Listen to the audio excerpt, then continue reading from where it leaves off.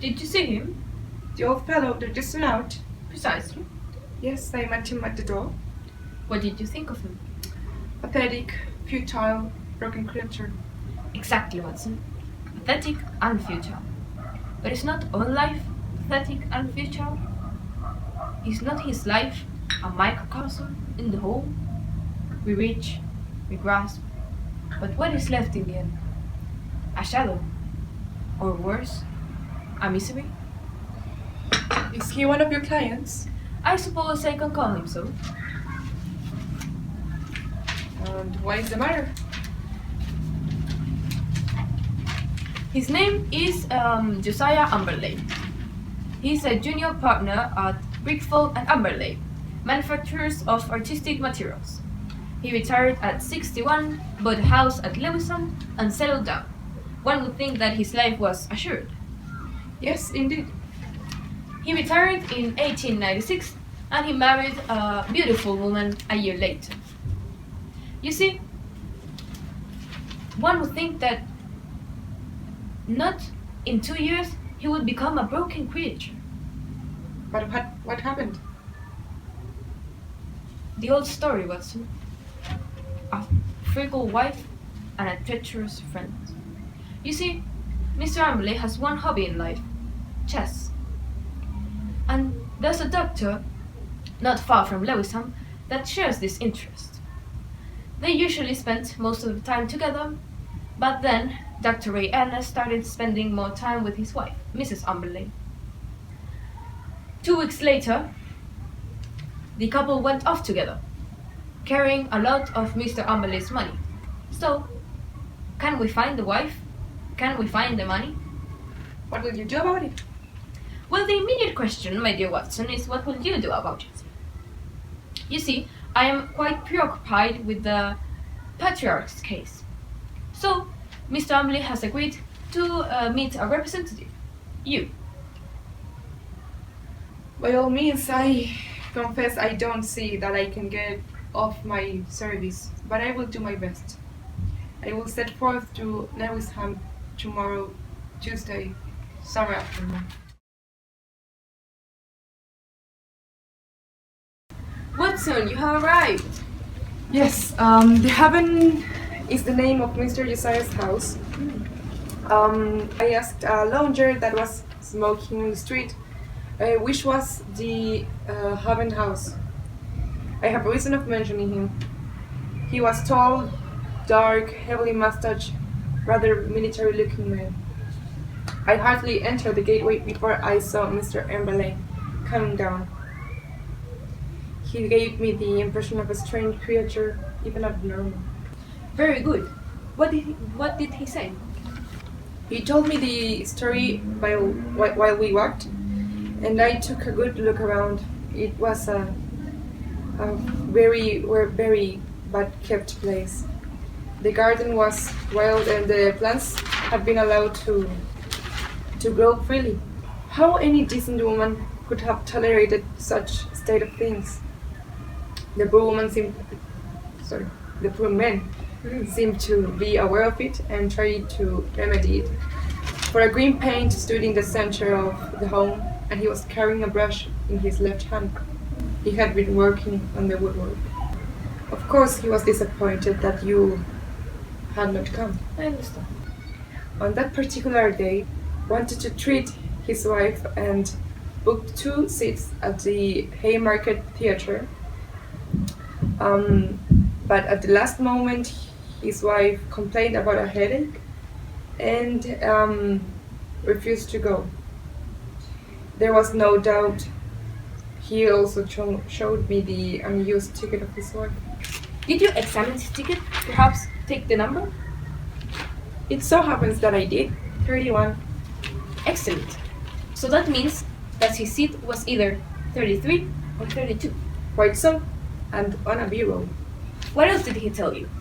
He showed me a room, almost like a bank, with an iron door and vulgar proof, as he claimed. However, the woman seems to have a duplicate key, and they had taken £7,000 worth of cash and securities. Securities? How could they dispose of those? He said that he has given the police a list and that he hoped that they will be unsaleable. He had gotten back from the theater about midnight and found the place robbed. The door and window opened and no fugitives. No letter, no message. He gave the alarm to the police.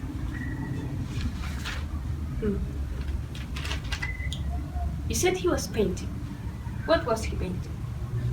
Well, he had already painted the door and woodwork from the passage I spoke of. And yes, he was painting the room that looked like a bank.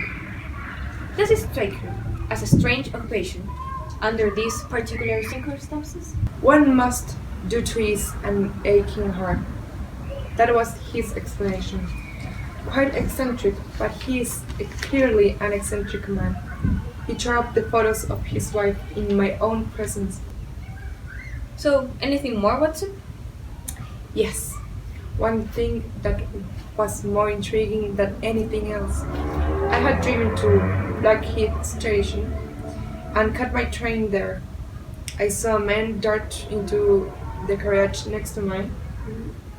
You know that I have a very, very good eye with faces. It was undoubtedly the tall, dark man I spoke of. I saw him once more in the London Bridge, and then I lost him in the crowd. But I am convinced that he was following me. No doubt, no doubt. A heavily tall, dark, mustached man, you say, with grey tinted glasses? You're a wizard. He did have a grey tinted sunglasses. Interesting, and a Masonic pin? Holmes? So, quite a symbol, my dear Watson. But let us get down to what is practical.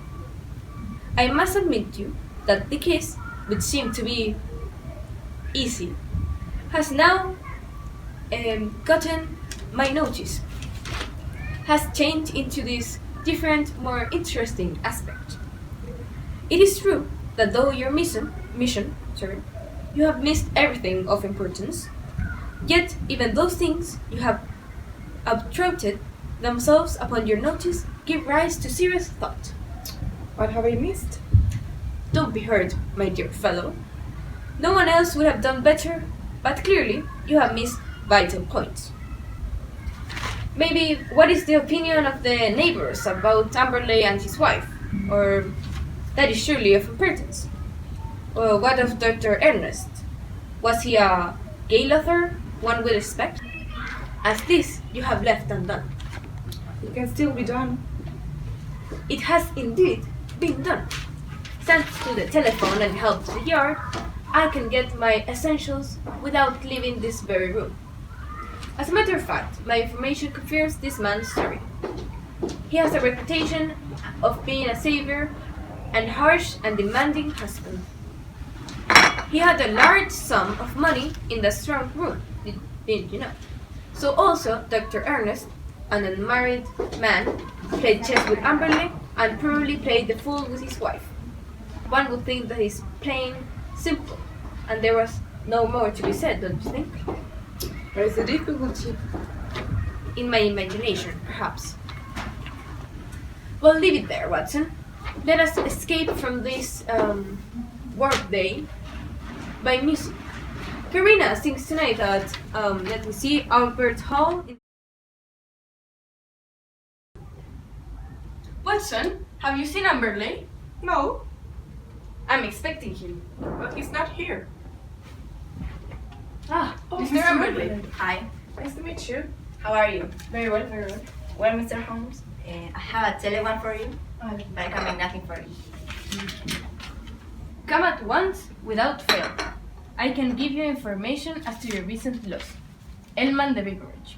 It says here, dispatched at 2:10 from Little Purlington, Essex. That's not far from Frinton.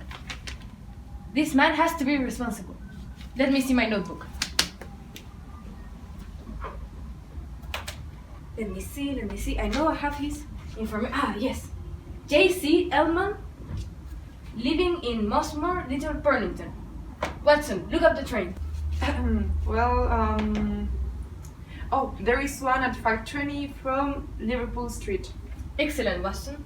You must go with him. He may need your help or advice. Okay. It's absurd, Mr. Holmes. What kind of man possibly know of what has occurred? It is a waste of time and money. He wouldn't telegraph you if he didn't know something. You must go. If not, you're not interested in this investigation. I don't think I should go. It will make the worst possible impression to me and upon the police if you don't go. You have to be interested in this investigation. You have to go. Why? Of course, I shall go if you look at it in that way. Okay, It is absurd to suppose that person know anything. But if you think, I do think. Come on, let's go. Watson, wait a minute. You need to make sure that Amberley does go. If he doesn't go or escapes, you need to get to the nearest telephone and send me the single word, bolted. Bolted. I Okay. will make sure that it reaches me wherever I am. Okay. Oh, come on.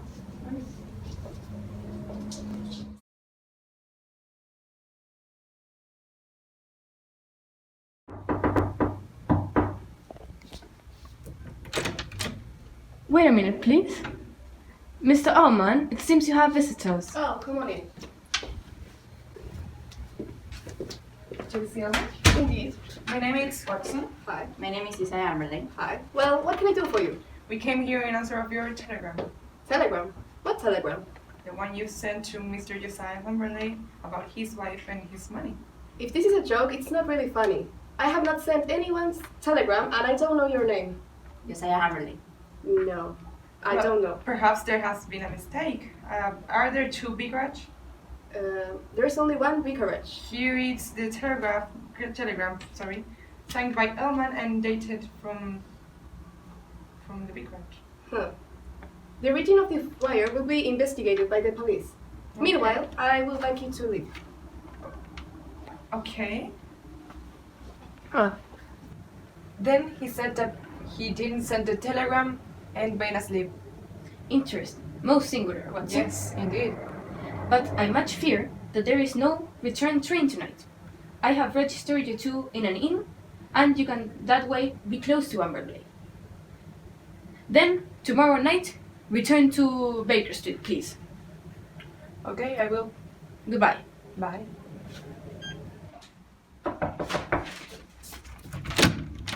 Oh, Mr. Amberley, please come in. Hi. Excuse me. This is my friend, Mr. Barker. He had been interesting himself also in your business. Though we have been working independently, but we both have the same question to ask you.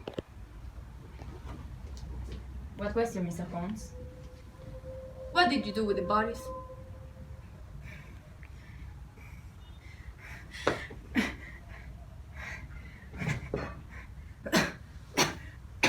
No! No! No! Things must be done decently and in order. Grab me a cab. We must go to the yard now. Inspector, I have left Barker to look after the formalities. Barker hasn't met Watson, but Watson mentioned a grey tinted glasses that wore a man with a Masonic pin and was quite tall. I was sure it was Barker. He is my sworn enemy. He has quite a good cases, has he not? He has certainly interfered several times. His methods are irregular, like my own. Perhaps, but we get there all the same. You will excuse us if we are feeling sore when you jump in with methods we cannot use, and so rob us of the credit. There shall be no robbery. I assure you, he has done nothing except what I told you. That is very handsome of you. Praise or blame can matter little to you. That it is very different for us when the newspaper begin to ask questions. Quite so. What will you say to the reporter when she asks you, how did you discover the killer? Well, we don't have any real facts yet. You say that the prisoner confessed in front of two other witnesses of killing his wife and her lover by trying to commit suicide. What other facts have you? Have you arranged for a search? Underway. Underway. Ah, okay. You'll soon, then, get the clearest facts. The bodies cannot be found. Try the cellars or the garden. It shouldn't take too long. How did you know of it? First, I will give you an insight of this man's head. You see, he was a miserable man. He made his wife, he was a terrible husband. That made his wife become a prey for any adventurer, and such one came upon. Dr. Ernest, do you remember?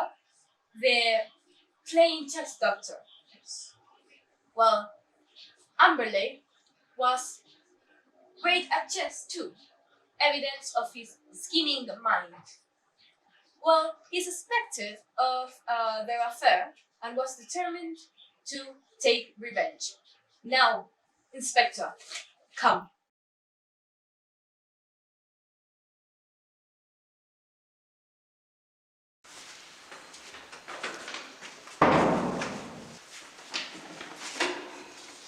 What an awful smell of paint. Indeed, our first clue. You can thank Dr. Watson for that. Why would this man at such time be filling his house with strong smells? Obviously, to cover another smell, some guilty and suspicious smell. Then came the idea of the safe room, hermetically sealed. Put those two facts together, and where do they lead? I can only determine that by examining the house myself. I knew the case was serious, for I had examined the chart at the Haymarket Theatre. Oh my God. Damn. Okay, but listen. I examined the chart at the Haymarket Theatre, and neither B30 nor B32 had been occupied that night. Oh my God. Therefore, Amberley had not been to the theatre, and his alibi fell to the ground. The question now was how I was going to examine the house. I sent an agent to the most impossible village I could think of and summoned my man into such hour that he could not possibly get back, and Dr. Watson accompanied him. The good vicar's name I took, of course. Do I make it all clear? He's all masterly. Here, being no one in, I proceeded to burgle the house. I found a gas pipe along the skirting. Here, look. You see? Yes. It rises in the angle of the wall, and there is a tap here in the corner. There, tap in the corner. Oh. Yes. The pipe runs out into the strong room and ends in the plastered rose in the center of the ceiling, where in the concealed ornamentation. The end is wide open. At any moment, the room could be filled with gas. No one could survive 2 minutes in there. Really? Yes. One of our officers mentioned the smell of gas. What next, Mr. Holmes? Well, then came the incident. That was rather unexpected. I was slipping through the window and I felt a hand in my collar. And a voice. Now, you rascal, what are you doing here? There I found Mr. Barker. You see, it's quite interesting. It seems that he was engaged by the family of Dr. Ernest. Do you remember the guy that slept with Mr. Amelie's wife? Yes. Well, he had watched the house for a few days. There he saw Watson, who he thought was suspicious. But when he saw a man climbing out the window, he of course didn't restrain. That was me. Yes. When I told him what was really happening, we continued the case together. And why him? Why not us? It was in my mind to do that little test, which answered so admirably. I fear you would not have gone so far. Well, maybe not. I understand that I have your word, Mr. Holmes. The case now, and that you turn all your results over to us. Certainly, that is my custom. Well, in the name of the force, I thank you. It seems a clear case, and there can't be much difficulty over the bodies. Look, more pipes, more gas pipes. Incredible. Well, it's amazing. I show you a grim of evidence. You will always get results by putting yourself in the other fellow's place and thinking what you would do yourself. It takes some imagination, but it pays. Now, Hey, Inspector, come here. Look, let's get in this room. Close the door. Okay, so now we will suppose that you were shut in this room, had not 2 minutes to leave, but wanted to get even with a friend that was mocking you from the other sides. What would you do? I would write a message. Exactly. Tell people how you died. No use writing on paper or wall because it will be seen. Now, look here. No. Well, Look here. You see that? You see that? wow, I just see that. Yes. Well, What do you make of that? the poor devil was dying when he wrote it. He lost his senses before he could finish. He was writing, we were murdered. That is how I read it, of course. If you find a purple pencil on one of the bodies, you know who wrote it. I'll look for it. Now we have to return to Baker Street. Well, As fast as we can. we have all we need from here. Come on. Let's shut the door. Come on, let's go.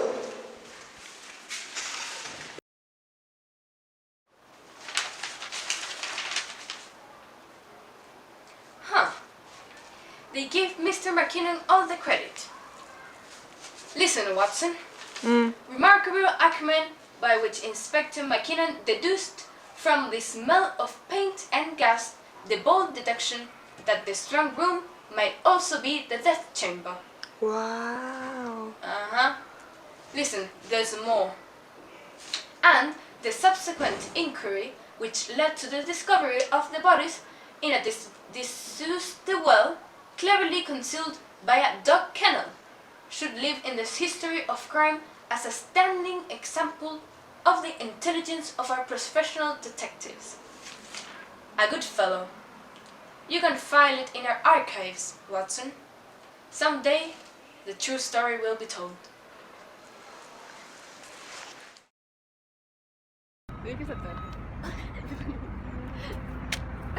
What the fuck?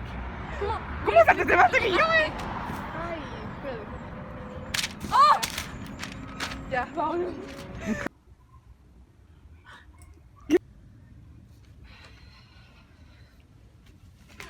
What's up? Expecting him. Well, he's not here. Hi. Oh, Mr. Hi, Amelie. Mr. Amelie. How are you? Yes. Very well. You need to get to the nearest telephone me and telephone me. If he doesn't go or escapes, you need to get to the nearest telephone me. Telephone. You need to make sure. Yeah. Oh, hi, Mr. Amelie. Hi, how are you? Te la odio. Yeah, Mr. Amberley, come in, please. Excuse me. This is my friend, Mr. Barker. I'm sorry. Yeah, ¿cuándo lo que escribir, buddy? What is the question, Mr. Holmes? Where did you hide? Where? Era, what did you do with the bodies? He has been interesting himself also in your business, Mr. Amberley. Though we have been working independently, but we both have the same question to ask you. What is the question, Mr. Holmes? Where did you hide the bodies?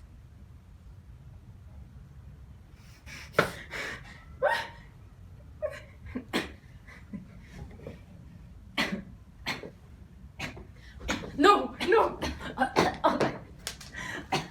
Things must be done in order. ¿Dónde queda la pastilla? ¿Por qué si me la trago de verdad?